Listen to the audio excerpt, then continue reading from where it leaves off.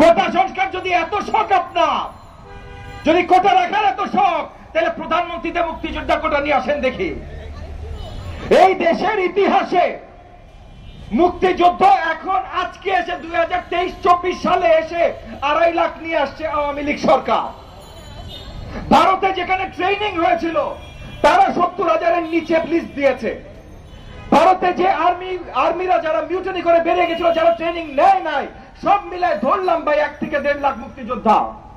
এর মধ্যে প্রচুর মুক্তিযোদ্ধা পরিষ্কার করে বলে দিয়েছে তারা মুক্তিযোদ্ধা সনদ পায় নাই, আবার অনেকে বলে দিয়েছে তারা নেয় নাই। তাহলে কাদের পরিবারের জন্য এই যে এই কোটা আপনারা ধরে রেখেছেন?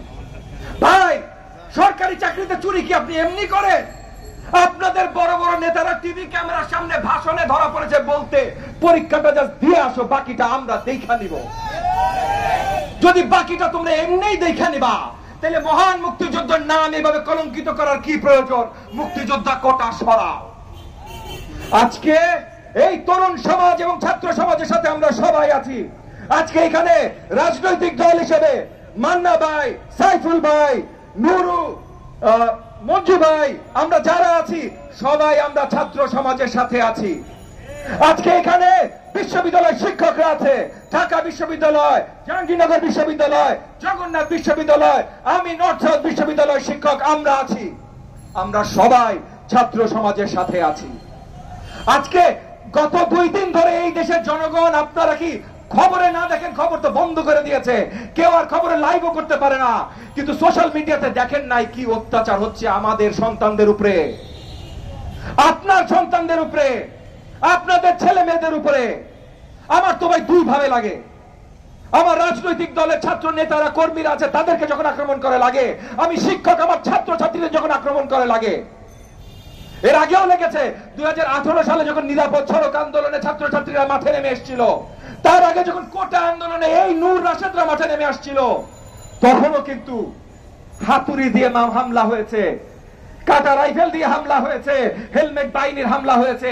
যে হেলমেট বাহিনী গতকাল হাসপাতালে ঢুকে আমাদের বাচ্চাদের উপরে আক্রমণ করেছে। এই পর্যন্ত সরকারি পারমিশন দেয়া খবর বাংলা ভিশন টিভিতে আজকে সকালে খবর থেকে বেরিয়েছি, 3 জন ছাত্র নিহত হয়েছে। ইতিমধ্যে 3 জন নিহত হয়েছে, শত শত আহত হয়ে পড়ে আছে। আপনার মনে হয়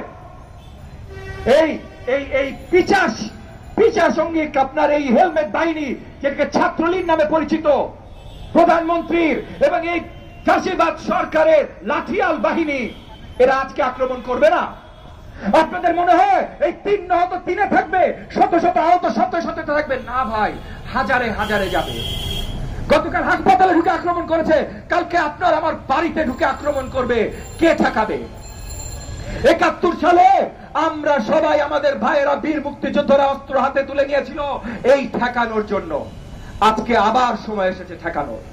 আজকে দুপুর 3টার সময় কোটা বিরোধী আন্দোলন, কোটা সংস্কার আন্দোলনের ছাত্ররা ডাক দিয়েছে, তারা রাজপথে নামবে। যত রাজনৈতিক দল যেখানে আছেন সবাইকে তাদের হয়েও ডাক দিচ্ছি। আজকে নূর আমার আগে অলরেডি একটা ডাক দিয়েছেন, চলেন আমরা সবাই একসাথে তাদের সাথে মাঠে নামি। এই সরকারকে দেখিয়ে দেই প্রত্যেকটা দাবির আন্দোলন রাজনৈতিক আন্দোলন, গণতান্ত্রিক আন্দোলন, রাজনৈতিক আন্দোলন। এবং প্রত্যেকটা রাজনৈতিক দলের কাছে এইটা আহ্বান জানাই, ভাই আপনারা দূরে বসে থাকেন না।